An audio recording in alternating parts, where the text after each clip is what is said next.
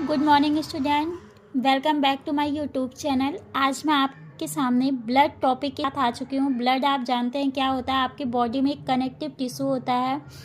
अब ये ब्लड कितने टाइप से होते हैं, इसके कंपोजिशन क्या है, इसके बारे में मैं पूरी स्टडी आपको यहाँ पे बताऊँगी, जो कि शॉर्ट वे में ही रहेगा, वन शॉर्ट वीडियो की तरह ही रहेगा।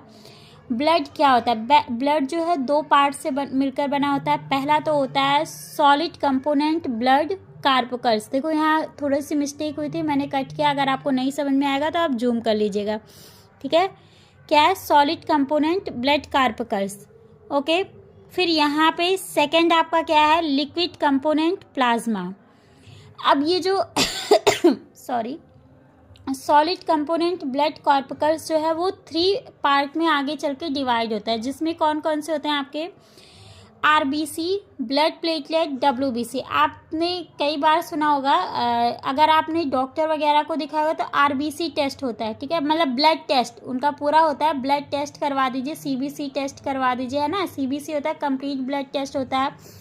उसमें अगर आपने ब्लड टेस्ट की रिपोर्ट देखी होगी तो उसमें आरबीसी होता है, ल्यूकोसाइट होता है, ठीक है, इरेथ्रोसाइट होता है। ये सारे हमारे क्या हैं? ब्लड के कंपोनेंट होते हैं। जिसमें आपका क्या है? आरबीसी की बात करोगे तो ये क्या करता है? कैरी करता है ऑक्सीजन को और कार्बन डाइऑक्साइड को। ऑक्सीजन क्या करता है? वो लंग से लेके बॉडी के अदर पार्ट में ट्रांसफ़र करेगा, और CO2 को बॉडी के पार्ट से, जो कि एक वेस्ट प्रोडक्ट होता है हमारी बॉडी के लिए, उसको क्या करता है? बॉडी के सभी पार्ट से लेकर वो लंग्स तक पहुंचाता है, जहां से वो फिर बाहर निकलता है, ठीक है। साथ ही क्या करता है? कंटेन करता है haemoglobin, impart red colour to me blood. मतलब ये हीमोग्लोबिन को कंटेन करता है, जो कि ब्लड को रेड कलर देता है, ठीक। ये हो गया आरबीसी, जिसका फुल फॉर्म होता है रेड ब्लड सेल्स।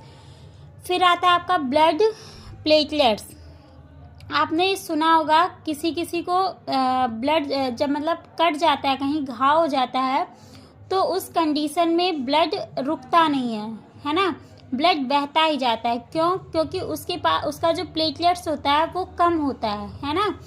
और दूसरी बात जो इसके लिए इम्पॉर्टेंट होता है वो फैक्टर आपका होता है विटामिन के नहीं, आई एम सॉरी, एक सेकेंड। विटामिन के की अगर कमी होगी तो उस कंडीशन में क्या होगा? आपका प्लेटलेट्स जो है वो मतलब ब्लड जो है वो क्लॉट फॉर्मेशन नहीं करेगा, जिसकी वजह से बहुत ज़्यादा मात्रा में आपकी ब्लीडिंग होती है। डब्ल्यूबीसी, जिसे हम वाइट ब्लड सेल भी बोलते हैं, उसका वर्क क्या होता है? ये बॉडी को डिफेंस, मतलब बॉडी को बचाता है, बाहर से आने वाली जितनी बीमारियां होती हैं उनसे वो लड़ने का काम करता है। और ये क्या प्रोड्यूस करता है? एंटीबॉडीज, ठीक। Provide body defence by engulfing the germ cell. ये जर्म सेल्स जो कि हमारे बॉडी में फॉरेन पार्टिकल होते हैं उसको क्या करता है? इनगल्फ करता है, खा लेता है, और ये प्रोड्यूस करता है क्या एंटीबॉडीज, जो कि हमारे बॉडी को रोगों से लड़ने की क्षमता प्रोवाइड करती है, ठीक। लिक्विड कंपोनेंट प्लाज्मा, ये आपके ब्लड के पार्ट हैं। अब ये कैसा होता है? ये एक येलो कलर का फ्लूइड होता है, जो कि कंटेन करता है, जिसमें 90% आपके क्या होते हैं? वाटर होते हैं। साथ ही साथ मैंने जितनी मैं बोल रही हूँ, जितनी चीज़ें, उतनी चीज़ों को मैंने लिख दिया है, जिससे अगर आप लोगों को मान लीजिए कोई भी चीज़ मैं जो समझा रही हूँ वो भूल रहा होगा तो आप नोट्स के थ्रू उसको फिर से लर्निंग कर सकते हो, ठीक है। A yellow color fluid contain 90% water and 10% organic substance, ठीक। जो येलो कलर का फ्लूइड होता है वो 90% उसमें क्या होता है? वाटर होता है, और 10% ऑर्गेनिक सब्सटेंस होता है। इसे हम क्या बोलते हैं? प्लाज्मा बोलते हैं। प्लाज्मा में प्रोटीन्स पाए जाते हैं, साथ ही साथ कुछ मिनरल्स होते हैं, आयंस होते हैं, जो कि उसमें प्रेजेंट होते हैं। प्रोटीन का जो मेन है आपका, देखो, एल्बुमिन होता है, ग्लोबुलिन होता है, और भी बहुत सारे प्रोटीन हैं जो कि आपके किस में पाए जाते हैं? प्लाज्मा में पाए जाते हैं। नेक्स्ट टॉपिक आपका है लिम्फ, ठीक। लिम्फ का क्या काम है? लिम्फ कैसा होता है? Yellowish fluid escapes from the blood capillaries into the intercellular space, contain less protein than blood, ठीक। ये लिम्फ क्या होता है? एक येलोइश फ्लूइड होता है, जो कि आपके जो ब्लड होता है उसकी तुलना में इसके पास प्रोटीन क्या होते हैं, कम होते हैं। Lymph flows from the tissues to the heart, मतलब लिम्फ जो है फ्लो करता है कहाँ से, टिश्यू से वो हार्ट की तरफ जाता है, assisting in transportation and destroying germ. और ये इसका काम क्या होता है, ट्रांसपोर्टेशन का ये काम करता है, साथ ही जर्म को किल करने का काम, डिस्ट्रॉय उसको खराब कर देता है, ठीक है, जो जर्म्स होते हैं। नेक्स्ट है आपका ब्लड वेसल्स।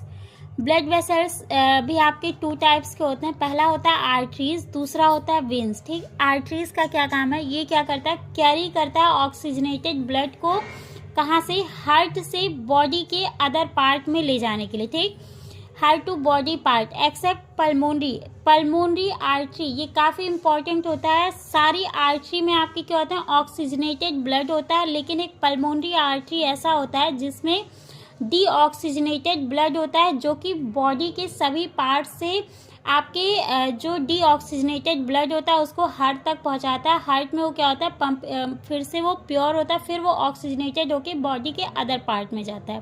ठीक, तो ये काफ़ी इंपॉर्टेंट चीज़ है।